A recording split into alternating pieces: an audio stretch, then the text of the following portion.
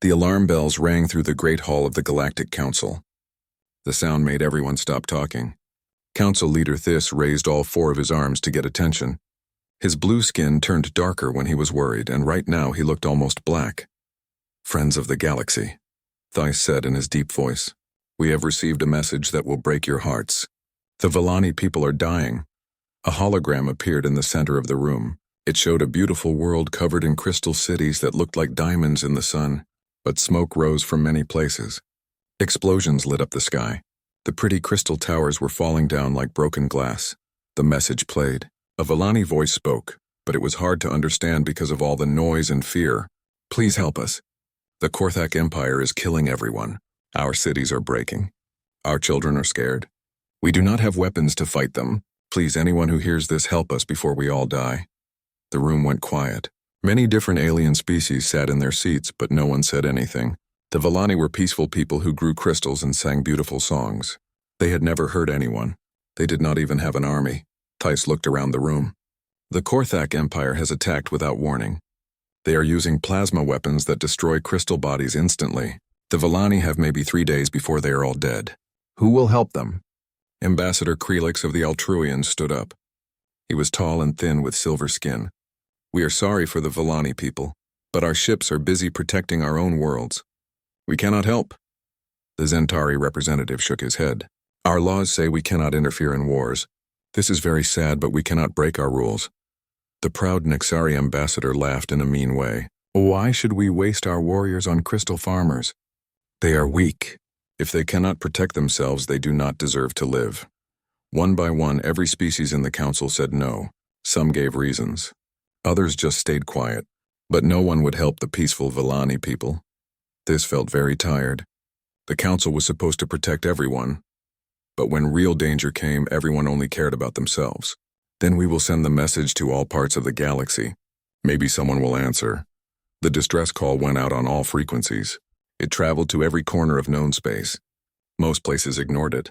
But in one small corner of the galaxy, in a system that most people avoided, the message found different ears. Earth had changed a lot in the past 100 years.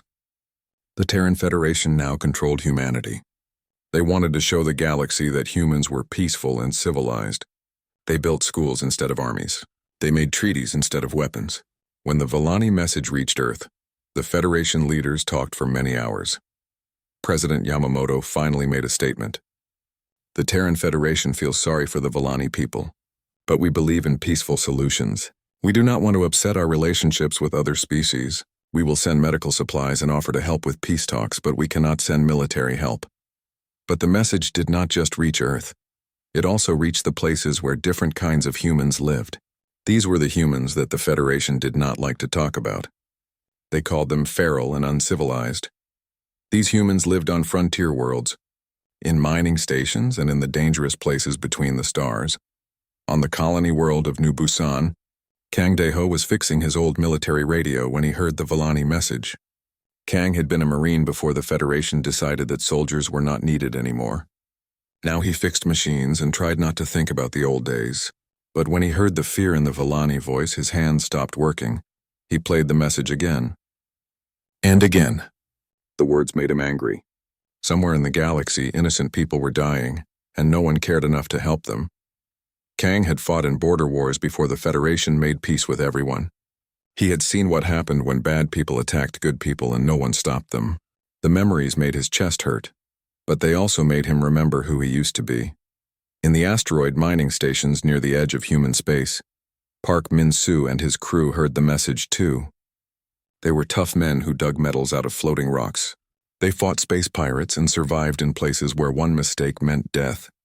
The Federation thought they were too rough and violent for civilized space. Park listened to the message while his crew gathered around him. These men had families back on Earth. They knew what it felt like to worry about the people they loved. "Boss," said one of the miners, "those crystal people sound like they really need help." Park nodded. "Yeah, they do. And it sounds like no one else is going to give it to them." On trading stations and frontier outposts, other humans heard the call. Choi Hyun-woo was a trader who carried goods between the outer colonies. He had fought off pirates more times than he could count. When he heard about the Vellani, He thought about all the times someone had helped him when things looked bad. The message spread through the human underground networks. These were the people the Federation tried to forget about. Veterans with scars and nightmares, miners who were too tough for normal jobs, traders who lived on the edge of death every day, colonists who had built homes on worlds that tried to kill them. They were the humans that polite society called dangerous. They drank too much, fought too often, and said things that made politicians uncomfortable. The Federation wanted humans to be peaceful and civilized. These humans were neither, but they were still human. And when they heard innocent people crying for help, something deep inside them woke up. Lee Sora was loading cargo on her freight ship when she heard the message. She had been Special Forces before the Federation decided that her methods were too violent. Now she carried supplies between colonies and tried to forget about the wars she had fought. But she could not forget the sound of fear in the Villani voice. She had heard that sound before, in places where good people died because no one came to help them. Lee looked at her ship. It was old and beat up, but it could still fly. It could still carry weapons if she put them back where they used to be. She thought about the Federation and their rules about not getting involved. She thought about the council species who were too important to help dying people. Then she thought about the Villani children who would die if no one came. Lee Sora made a decision that would change everything. She picked up her radio and sent a message on the frequencies that the Federation tried to block. The frequencies that connected all the humans they wanted to forget. This is Captain Lee Sora calling all ships. The Federation won't help those crystal people. The fancy aliens won't help them either. But we're not the Federation and we're not fancy aliens. We're something else. She took a breath and said the words that would start a war. We're human, and humans help people who need help. Even if everyone else says no. Even if it gets us killed, because that's what humans do. The message spread like fire through the outer colonies. Lee Sora's message traveled fast through the hidden networks. Within hours, responses came from all over human space, but they were not the kind of responses the Terran Federation wanted to hear. On mining station Alpha 7, Park Min-soo called his crew together. 23 tough miners stood around him in the cargo bay. These men had worked in the deep dark between the stars for years. They knew danger and they were not afraid of it. You all heard the message, Park said. Those crystal people are going to die in 3 days. The government won't help. The aliens won't help. It's up to us. One of the younger miners raised his hand. Boss, we're just miners. We dig rocks. We don't fight wars, Park laughed, but it was not a happy sound. Son, we fight space pirates every month. We survive in places that would kill normal people in 5 minutes. We are not just miners. We are survivors, and survivors help other survivors. The miners looked at each other. They thought about their families on Earth. They thought about the times when things looked hopeless and someone came to help them. They thought about the fear in the Villani voice. I'm in, said the young miner who had asked the question. Me too, said another. One by one, they all said yes. But saying yes was easier than doing something about it. Mining ships were not built for war. They had tools for cutting rock, not weapons for fighting enemies. The Federation had made sure that civilian ships could not carry military weapons. That was where Kim Tae-jun came in. Kim ran a ship repair yard in the outer rim, far from Federation eyes. He was an old man with gray hair and scars on his hands from years of working with metal and fire. The Federation had kicked him out of their space navy for building weapons they said were too dangerous. Kim had not forgotten how to make dangerous things. So you want to fight the Korthak Empire? Kim said when Lee Sora came to see him. You know they have real warships, right? Big ones with lots of guns. I know, Lee said, but we can't just let those people die. Kim looked at her for a long time. Then he smiled. The Federation wants to keep us leashed like pet dogs. Maybe it's time to show them what happens when you try to tame a wolf. Kim's shipyard became very busy. Mining ships came in looking like normal work vessels. They left looking like something from a nightmare. Kim welded missile pods to their sides. He installed military-grade shields taken from old Federation ships. He put gun turrets where there used to be ore processors. But the most important thing Kim added was armor. Lots of thick, heavy armor that would let these ships get close to enemies before the enemies could destroy them. These ships won't win any beauty contests, Kim told the pilots. But they'll get you close enough to hurt the bastards who are killing innocent people. While Kim worked on ships, other people worked on weapons. Young Hae-young had been hiding for 3 years since the Federation banned her research. They said her weapons were too cruel and dangerous. They said civilized people did not need such things. But Young knew that sometimes civilized people needed uncivilized weapons to stay alive. Young came out of hiding with bags full of experimental gear. She had plasma-edged swords that could cut through any armor. She had personal shield generators that could stop enemy fire. She had bombs that could blow holes in starship hulls. "The Federation called my work unethical," Young said as she handed out weapons to the volunteers. "They were right. These weapons are not ethical. They are mean and nasty and designed to kill people in horrible ways. But sometimes you need mean and nasty things to stop worse things from happening." The volunteers took her weapons and learned how to use them. These were not professional soldiers. They were miners and traders and colonists. But they learned fast because they had something that professional soldiers sometimes forgot. They remembered why they were fighting. Word of the gathering fleet reached the Federation government on Earth. President Yamamoto called an emergency meeting with his advisors. "How many ships are we talking about?" he asked. "Almost 2,000, sir," said General Martinez. "Mining vessels, cargo haulers, passenger ships, even some old Federation military ships that were sold as scrap. 2,000 ships full of our most violent and unstable citizens, heading toward a war zone," the president said. "This could destroy everything we've built with the other species. They already think humans are too aggressive. If our people start a war, we have to stop them," said Foreign Minister Chen. "Use the Federation Navy to block the exits from Sol system. Don't let any ship leave." Admiral Rodriguez shook her head. "Sir, most of these ships are not leaving from Sol system. They're gathering at meeting points in the outer colonies. We don't have enough ships to block them all." "Then block the ones we can," the president ordered. "Send the message that the Federation does not support this action. These people do not speak for humanity." But the people gathering the fleet had expected this. They had spent years learning how to avoid Federation control. They knew how to hide, how to run, and how to fight when running was not enough. Yoon Jae-hyuk had been waiting for this day for 10 years. He used to be an admiral in the Federation Navy, until they kicked him out for being too aggressive. The Federation said his tactics were barbaric when he held off a pirate fleet with nothing but old ships and clever tricks. Now, those same barbaric tactics were exactly what the fleet needed. "The Federation will try to stop us at the jump points," Yoon told the other ship captains over the radio. "They think we're just angry people with no plan. They're wrong. We're angry people with a very good plan." Yoon had been studying this problem for years. He knew where every Federation patrol ship was stationed. He knew which routes they watched and which ones they ignored. He had been preparing for the day when humans would need to act without government permission. That day had come. "We don't go through the jump points they expect," Yoon explained. "We use the old mining routes. We use the smuggler paths. We go around the long way if we have to. The Federation has 400 ships in their navy. We have 2,000 ships and we know space better than they do." The escape from human space was not easy. Federation patrol ships tried to stop them at 3 different points. But the volunteer fleet did not fight like a proper navy. They fought like pirates and smugglers and desperate people with nothing to lose. They used asteroid fields to hide their ships. They pretended to be normal cargo vessels until they were past the patrols. They sent false signals to confuse Federation sensors. Some ships even rammed Federation vessels to clear the way for others. "This is Admiral Thompson to all unauthorized vessels," came the radio message from a Federation battle cruiser. "You are ordered to return to port immediately. You do not have permission to leave Federation space." Lee Sora answered for all of them. "This is Captain Lee Sora to Admiral Thompson.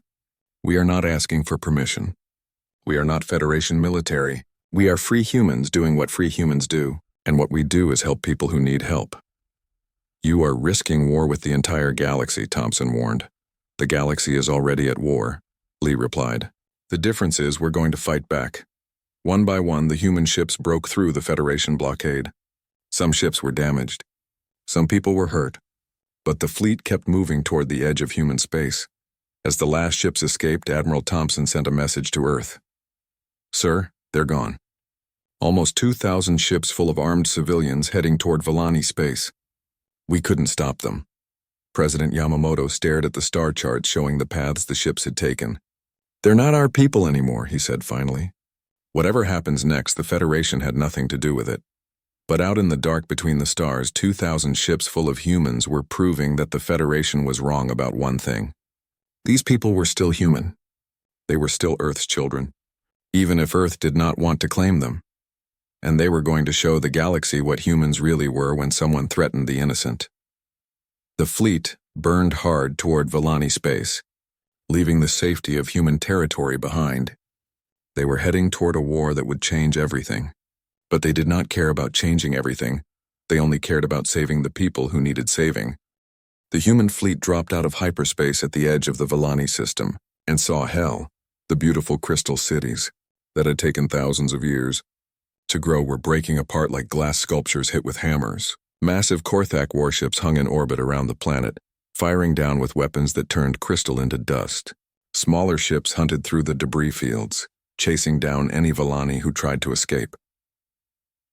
Sora looked at her scanner and felt sick. There were at least 50 Korthak warships in the system, each one bigger than anything in the human fleet. These were not just raiders or pirates. This was a full military invasion by one of the galaxy's most powerful empires. "My God," whispered Park Min-soo over the radio. "Look what they've done to those people." On the main screen they could see Villani cities burning. The crystal people looked like living diamonds, but now their bodies were scattered in pieces across their homeworld. Children who had been singing beautiful songs yesterday were dead today. Admiral Yoon Jae-hyuk studied the enemy formation with cold eyes. He had fought many battles, but he had never seen anything this brutal. The Korthak were not just conquering the Villani, they were wiping them out completely. "All ships, this is Admiral Yoon," he said into his radio.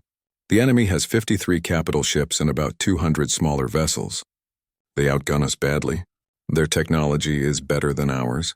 By all military logic, we should retreat and call for help." He paused and looked at the images of dying Villani on his screen.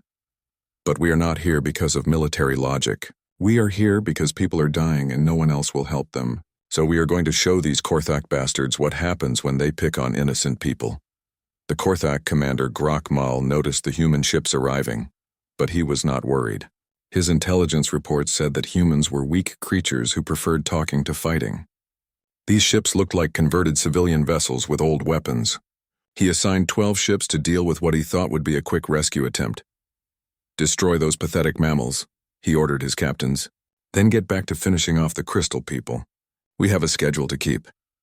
The 12 Korthak ships moved toward the human fleet in perfect formation. They were confident and proud, like hunters stalking helpless prey.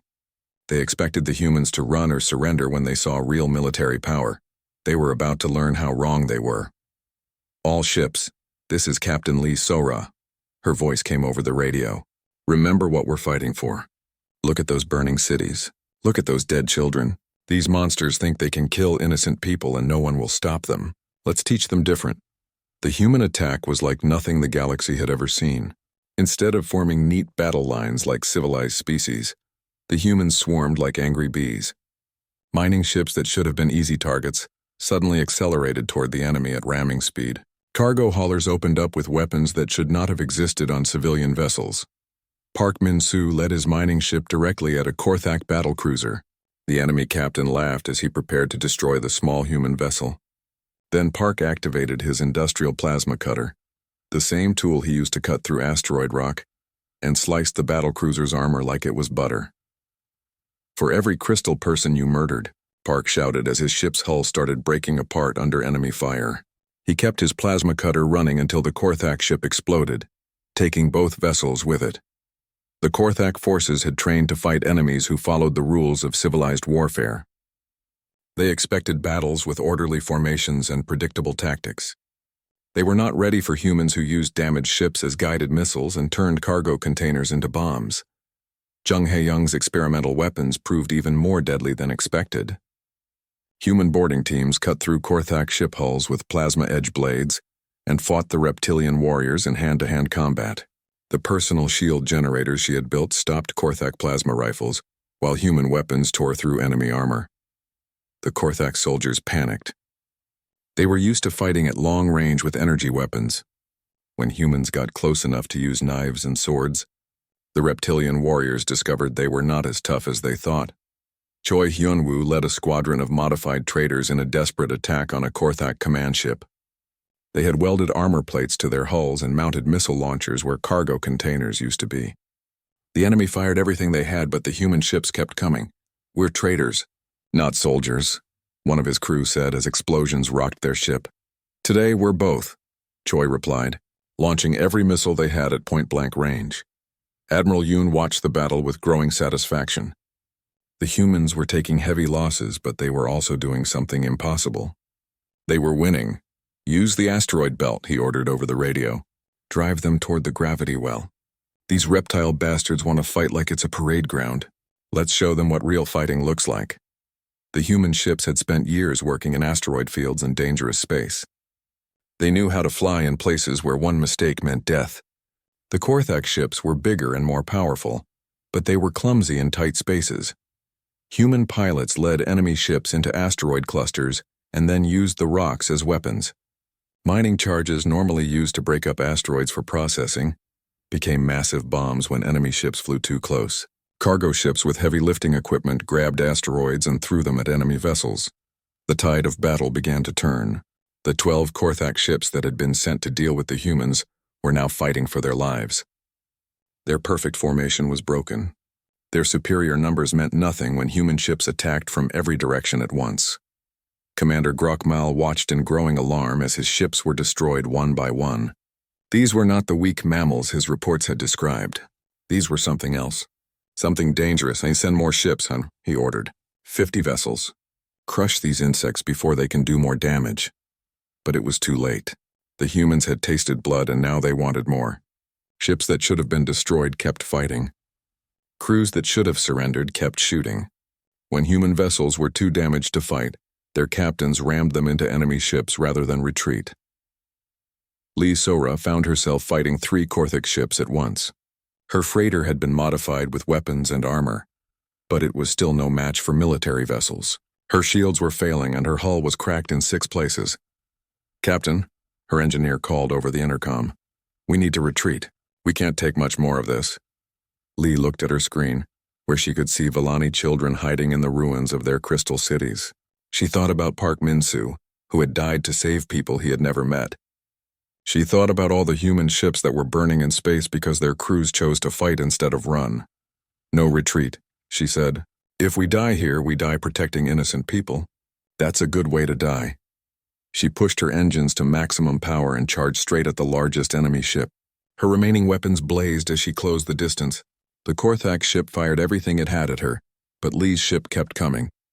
At the last second, she activated the experimental shield generator Young had given her. The Korthak weapons bounced off the shields while Lee's plasma edge weapons cut deep into the enemy hull. The reptilian ship exploded in a ball of fire that lit up half the system. The battle raged for 6 hours. When it finally ended, the space around Vellani was filled with the wreckage of both human and Korthak ships. The humans had lost almost half their fleet, but they had accomplished something that should have been impossible. They had won.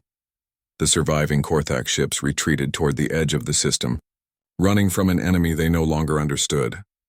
Commander Grokmal sent a desperate message back to the Korthak Empire. The intelligence reports were wrong. These humans are not weak. They are not civilized. They fight like demons and they do not know how to surrender. Send reinforcements immediately. But the humans were not finished. While the Korthak regrouped, human ships moved to the planet's surface to begin rescue operations. They found thousands of Vellani survivors hiding in the ruins of their cities. The Crystal People sang when they saw their rescuers. It was a sound of hope and gratitude that made even the toughest human soldiers cry. The Vellani had thought they were going to die alone and forgotten. Instead, strangers from across the galaxy had come to save them. "Why did you come?" asked a young Vellani whose family had been killed in the attack. "Your own government said no. The council said no. Why did you say yes?" Lee Sora knelt down beside the crystal child and spoke in a gentle voice. "Because that's what humans do.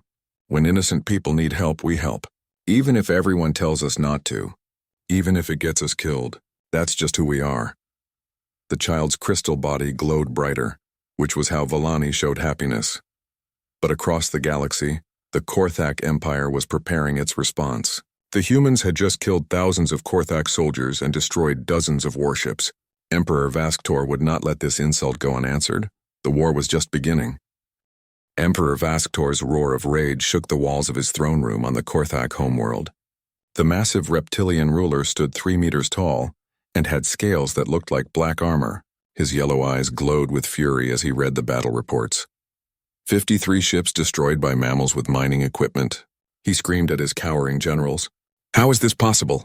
General Thekvar, the Emperor's war chief, tried to explain. Your Majesty, the intelligence reports were incorrect. These humans do not fight like civilized species. They use suicide attacks and unpredictable tactics. They seem to have no fear of death. No fear of death? The Emperor's claws scraped against his throne. Then we will give them plenty of death to not fear. Prepare the death fleet. 300 of our finest warships. I want every human in that system turned to dust. Your Majesty, another general said carefully. Perhaps we should study these humans more before. The Emperor's tail whipped around and knocked the general across the room. I do not want to study them. I want them dead. All of them. And I want the galaxy to see what happens when anyone dares to challenge the Korthak Empire. While the Emperor planned his revenge, news of the human victory spread across the galaxy like wildfire. The Galactic Council members who had refused to help the Villani watched, in shock as species after species began asking dangerous questions. If a handful of human outcasts could defeat a Korthak invasion fleet, said Ambassador Thys to his advisors, what does that say about our own military power? On a dozen oppressed worlds, people heard the story and began to hope. The Korthak Empire had seemed unstoppable for centuries. They had conquered species after species and no one had ever fought back successfully. But now a group of humans with converted mining ships had proven that the Korthak could be beaten. In the Villani system, the surviving humans worked to save as many crystal people as possible.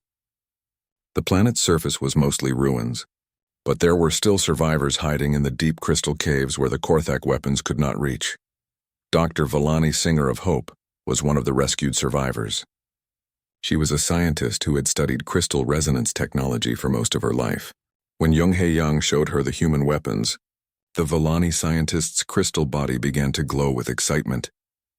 Your plasma edge technology, she said in her musical voice.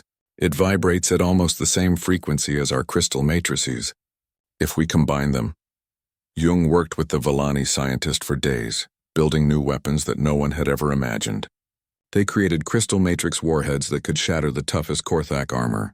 They built resonance weapons that turned enemy ship hulls into their own destruction. But the most important thing they created was hope. The Korthak ships are made of metal. Dr. Singer of Hope explained to the human leaders. Metal that rings like a bell when struck. If we can find the right frequency, we can make their own ships tear themselves apart. Admiral Yoon studied the new weapons with satisfaction. How long do we have before the Korthak come back? Not long, Lee Sora replied. She had been monitoring Korthak communications. They're gathering the biggest fleet anyone has ever seen. 300 warships, including some that are larger than anything we fought before.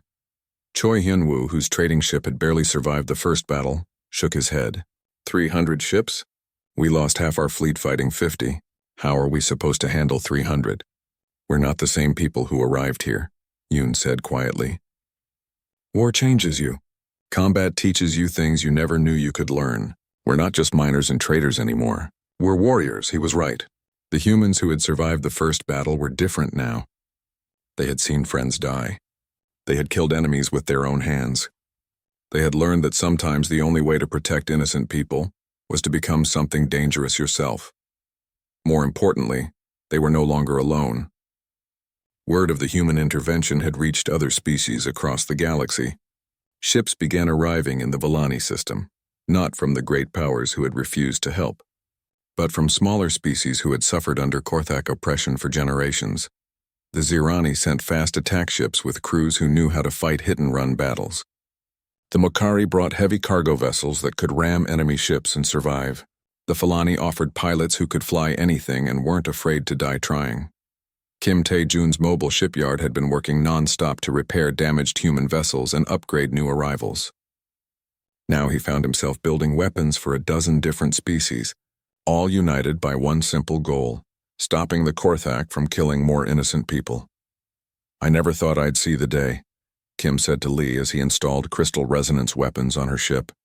Humans, Villani, Zirani, Mokari all working together to build weapons of war. The Federation would hate this. The Federation isn't here, Lee replied. They made their choice. We made ours, but the humans were not just building weapons. They were learning from every battle, adapting their tactics and becoming more dangerous with each passing day.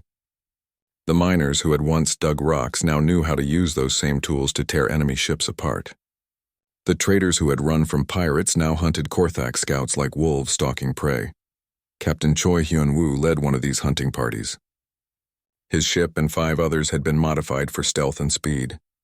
They found a Korthak supply convoy trying to reach the main fleet and attacked it in the middle of hyperspace. Remember, Choi told his team as they closed in on the enemy, we're not just trying to destroy these ships. We want their supplies, their intelligence, and, most importantly, we want them to be afraid. The attack was swift and brutal. The human ships appeared out of nowhere, destroyed the convoy escorts, and captured the supply vessels before the enemy could send a distress call. But more importantly, they captured Korthak prisoners who had information about the Death Fleet. What they learned made everyone worried. The Korthak were not just bringing 300 warships.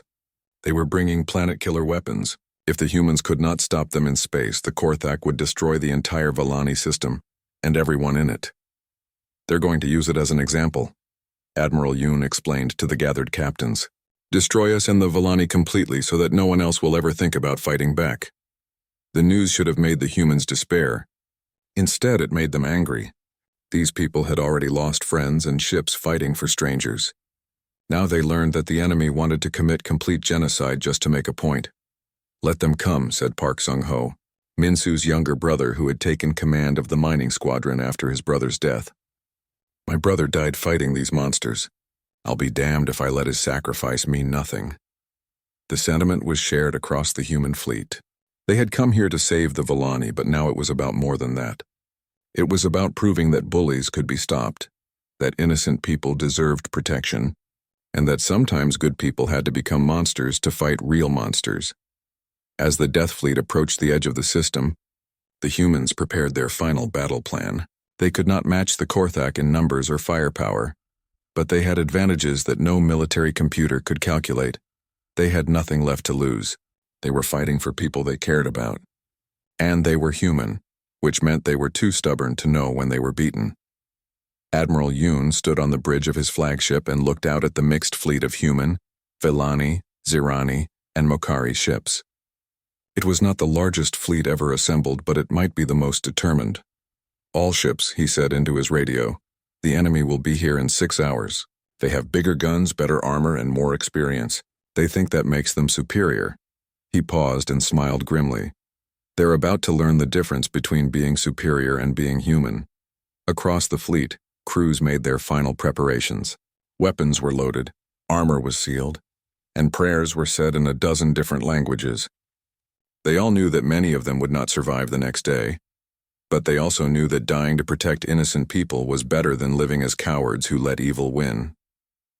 The Death Fleet was coming, and the humans were ready to meet it. The Korthak Death Fleet arrived at the edge of the Vallani system like a storm of metal and death. 300 warships in perfect formation, their black hulls gleaming with weapon ports and armor plating. At the center of the formation was the flagship, Death's Talon, a massive dreadnought that was larger than some space stations. Emperor Vask Tor stood on the bridge of his flagship and looked at the tactical displays. The human fleet was spread across the system in no pattern that made sense to Korthak military doctrine. Instead of forming battle lines, the enemy ships were scattered like debris, hiding behind asteroids and using the system's nebula clouds for cover. Pathetic, the Emperor hissed. They do not even know how to form a proper battle formation. This will be over quickly. His fleet began advancing into the system in the same perfect formation they had maintained for hours. Every ship knew its place. Every captain followed the plan exactly. It was the kind of military precision that had conquered dozens of worlds. It was also exactly what Admiral Yoon had been counting on. Hidden in the swirling gases of the Corvin Nebula, human sensor technicians watched the Korthak approach.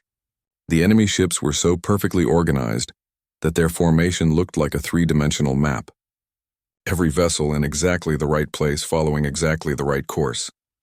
They're making this almost too easy, whispered Lee So-ra from her position behind a large asteroid. Her ship was one of dozens hiding throughout the system, all waiting for the signal to attack.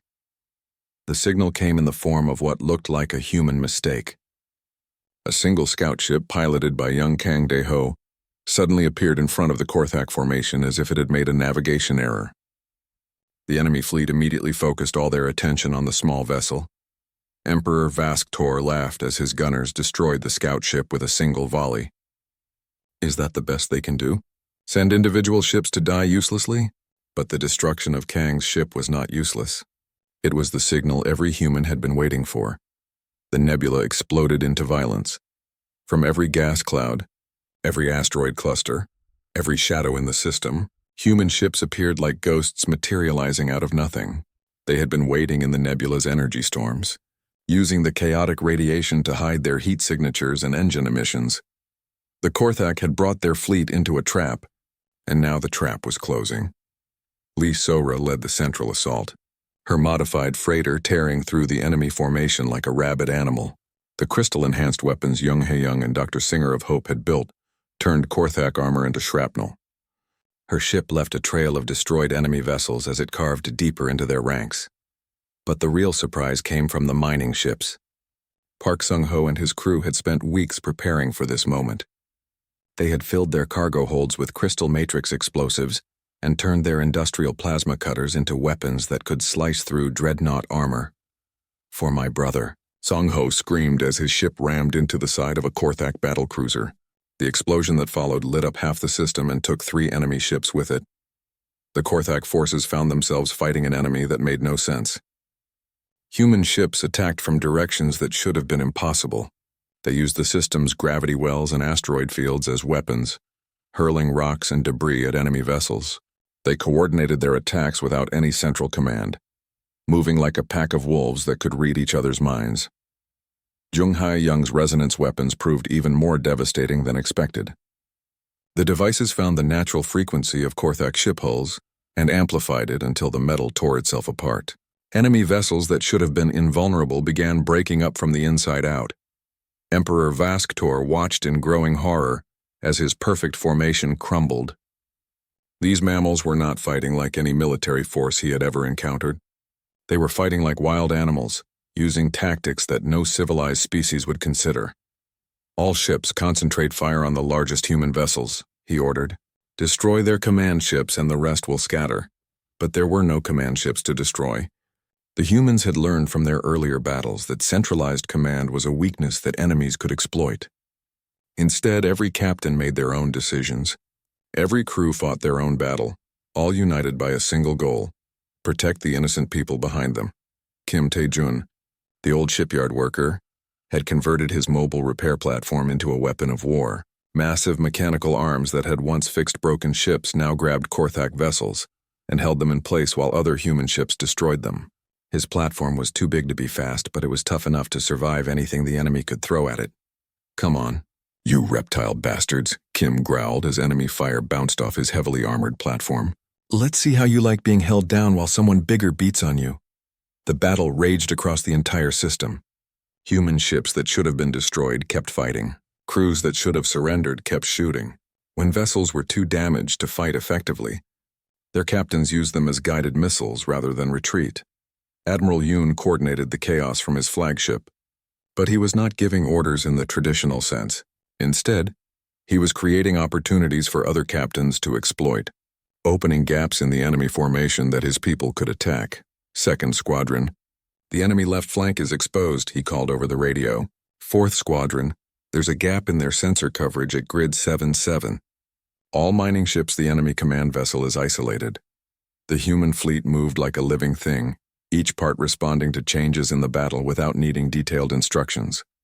It was the kind of coordination that took years to develop, but these people had learned it in weeks because their lives and the lives of innocent people depended on it. Emperor Vasktor found his flagship surrounded as the battle reached its climax. Somehow the human admiral had maneuvered the entire Korthak fleet into a position where their own ships blocked each other's firing lanes. The perfect formation that had been their strength became a trap that prevented them from defending themselves effectively. Impossible, the Emperor snarled as human ships closed in from all directions. We have superior numbers, superior weapons, superior training. How can we be losing to these savages? His question was answered when Captain Lee Sora's voice came over the radio, broadcasting on all frequencies so that every ship in both fleets could hear her words. "You want to know why you're losing?" she said, her voice calm despite the explosions and weapon fire around her ship. "It's because you're fighting for conquest and glory and power. We're fighting for people we care about.